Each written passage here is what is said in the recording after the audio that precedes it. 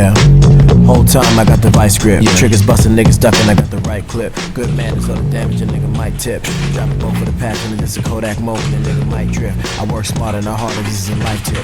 Can't get your show on the road, niggas need a pilot. You niggas trash, so slaving away on silent. Matter of fact, you slave, no matter who niggas sign with. Let me look at your deal, 21 Savage. To these Milli Vanilli ass niggas don't even own what they rhyme. I can take this living all on the Phyllis Hyman. Billie Eilish got 4 Grammys, it's frightening. It's like, oh nigga, I'm Peebo Bryson. Flow be so you off.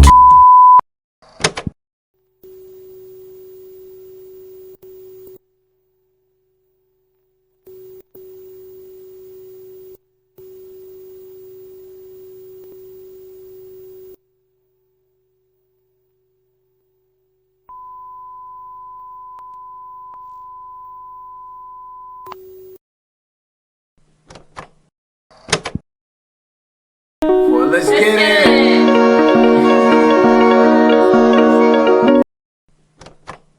Florida has many strange happenings and complex beauties, the ever-so-belligerent Florida man being responsible for many of them, but nobody stops to ask how we got here. The first written records of European life in the grand state of Florida began with Juan Ponce de Leon in 1513 on April 2nd to the 8th, in which he possibly unknowingly landed in what would soon be St. Augustine. He decided on the name Florida in honor of a Spanish Easter time celebration known as Pascua Florida, also known as the Feast of Flowers in English. On another voyage, Ponce de Leon landed on a southwestern part with 200 others and 50 horses. This colonization attempt quickly failed due to attacks by natives. This, however, was not a complete failure because it addressed Florida as a possible new location for explorers, missionaries, and treasure seekers. Hernando de Soto began another expedition in 1539 in search of gold and silver, which took long searches across what is modern-day southeastern America for 4 years. Hernando de Soto's expedition, hoping to find wealth of the natives, ended when he camped in modern-day Tallahassee, dying near the Mississippi River in 1542, while the remaining survivors ended up reaching Mexico. This expedition only gained the Europeans with knowledge of Florida, the relations to Cuba, Mexico, Central America, and South America, where Spain typically shipped gold, silver, and a few other goods, with no grand discoveries. However, the Spanish were very determined in their plans, so in 1559, Tristan de Luna y Arellano tried settlement at the Pensacola Bay. However, after many screw-ups, was abandoned after only 2 years. This is the last time that they had failed and had finally struck gold in 1565.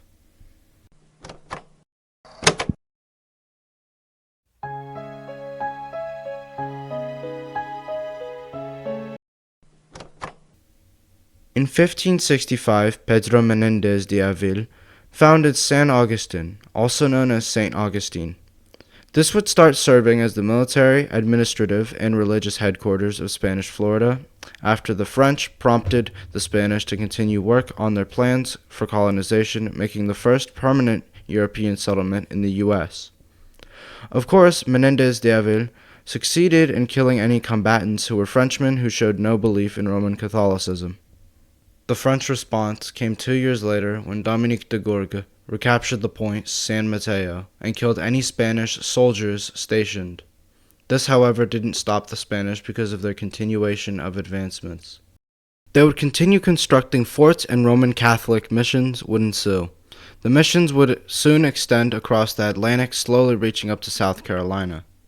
The British, however, increasingly wanting to exploit the Americas for its worth, would constantly come into contact and conflict with the Spanish, leading to the greatest paradigm shift in American history, creating a mass-scale international conflict lasting 9 years.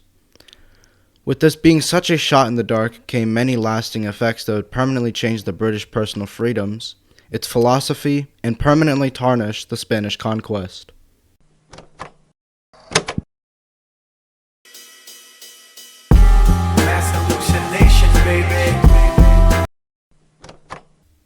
The French never really owned Florida, but had a good amount of attempts at colonies there, including when Gaspard de Coligny wanted to assert France's dominance over American colonization, convincing Queen Mother Catherine de Medici to pay out an expedition to a place that would be referred to as La Floride, with interest lying in the possible financial gain of the area. He would of course learn from his own mistakes. This time, instead of choosing Brazil, chose Florida. They chose the captain Jean Rebelt, with Captain René de la Denière being second in command.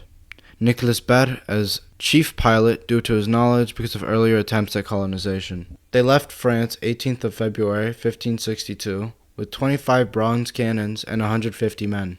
After crossing the Atlantic, they had to dodge the Spanish already inhabiting the area. After this, they found a newly discovered river and were free men. After a bit of time, Ribault would flee to England. They spent the first few days wandering around the land and making relation with the local tribes. However, the original intention was always to return. However, they ended up in a religious war, of course against the Spanish, the people they specifically made a route to completely avoid. And with Queen Elizabeth not wanting to get wrapped up in shit with Philip II of Spain, put Ribault in jail without La Denière, as he somehow escaped custody and was chosen by Admiral Coligny to try a second time.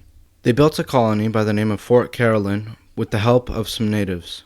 He sent back a ship to get more supplies and 500 people, which the French actually started building things like a flour mill, blacksmithy, religious services, and bakery. The problem with this is, of course, they forgot to actually build a farm and constantly required shipments of supplies back to them to function, which provided a large weakness because if you cut off their supply, they will die, and of course they have rarely any food because they have to plan each shipment.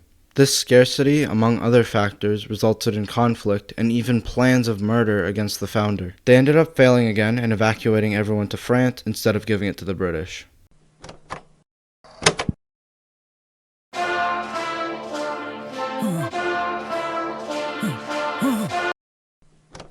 The 7-Year War was the first example of a world war.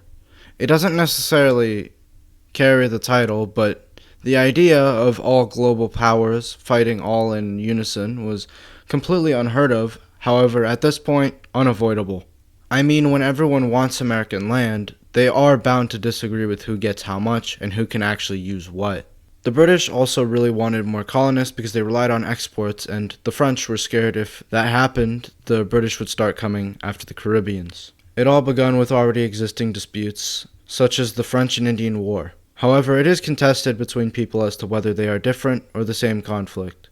However, the argument for it being different would be that the 7-Year War was European events, while the French and Indian War was American events. Early war, the British would learn that their already existing tactics would not be enough. Major General Edward Braddock would attempt to attack Fort Duquesne in Pittsburgh, Pennsylvania, just near the Canadian border. This was actually important because Britain was after Canada, to weaken the French, forcing them into submission. However, dangers lurked, so, aware of these risks, he would decide that maybe it was a good idea to prepare a little. He would train his soldiers in the forest, where they were ambushed and broke up because they randomly shot in the fucking trees and lost each other. This immediately called for new tactics to be used. Their new tactics was, instead of brute forcing an attack, to instead get small teams that scout at the scene, fight in small amounts, and make use of their natural surroundings. The Spanish were, interestingly enough, not involved in any fighting. That was until they saw a possible threat to their sugar farms in the Caribbean. The British in 1762 captured Havana, forcing Spain into a corner. The campaign lasted from June 7th to October 18th, which a total of 10,000 people died by the end. The Spanish tried to delay this attack so the seasonal rains would overwhelm the British, alongside the already starting hurricane season, possibly making worse condition for them. But this ultimately failed because of the failure to fortify the main castle, the Morro Castle, which the British would bombard on a daily basis until they fell through. When Louis Vicente de Velasco was wounded, with not even a purposefully fired bullet. The fall of this castle basically ended the siege, and Spain lost Cuba.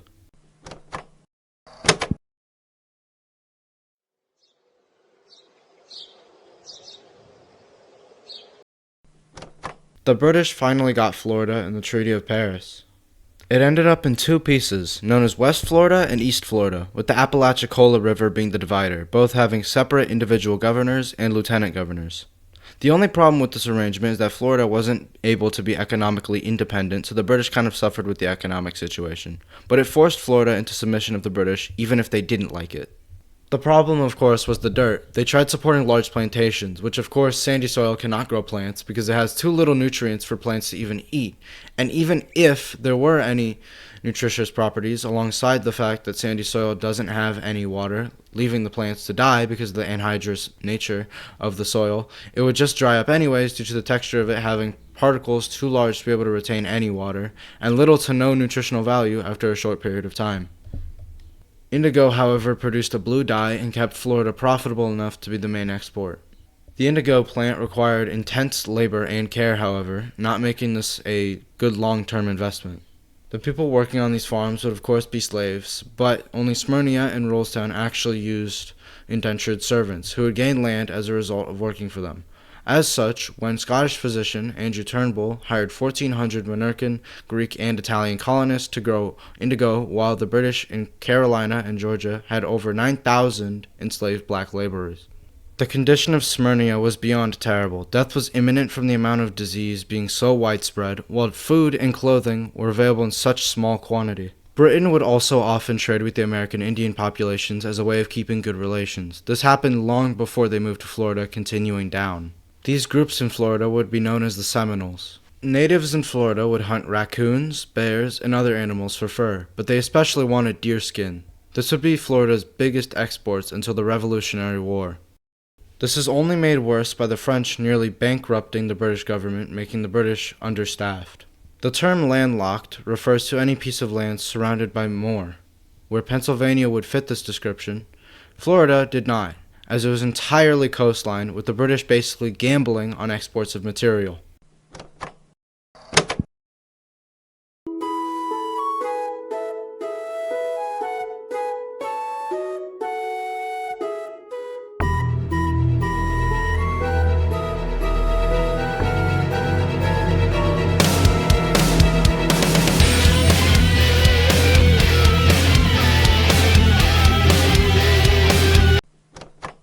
Floridians were faced with a massive issue, of course being that Florida would not be part of America, instead going to the Spanish.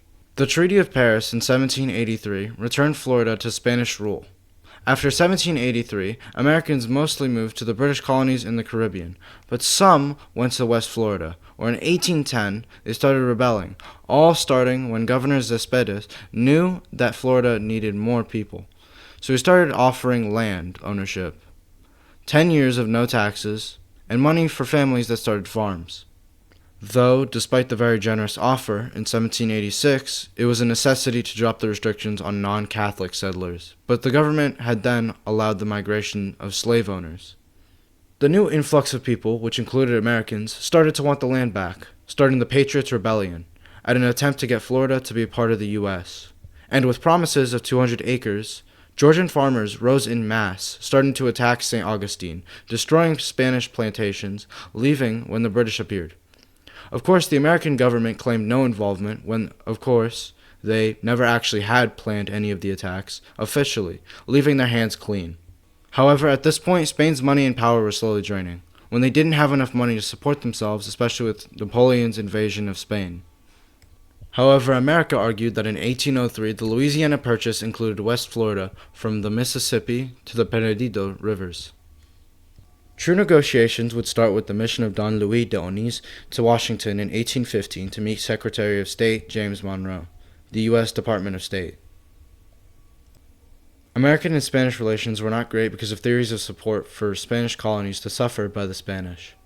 The situation only became worse when General Andrew Jackson took over Spanish forts at Pensacola and St. Mark's in 1818 in pursuit of Seminoles and escaped slaves because he thought that they were a threat in the face of Georgia, where he killed 2 British people, and the government thought of denouncing his actions, but Adams came to Jackson's defense, noting the need to hold Indians and escaped slaves since the Spanish failed to do so.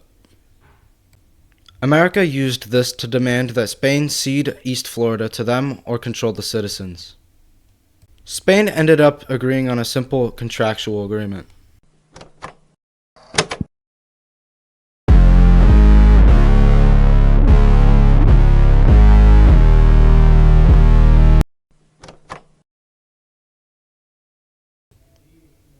What was the catch? $5 million worth of money for damages. No, seriously, that was it. They would give them the entirety of East Florida for $5 million worth of damages. This would be known as the Onís-Adams Treaty, which was in 1819 but ratified in 1821, which the U.S. would recognize Spain's ownership of Texan land, making a fair ending in which everyone got what they wanted.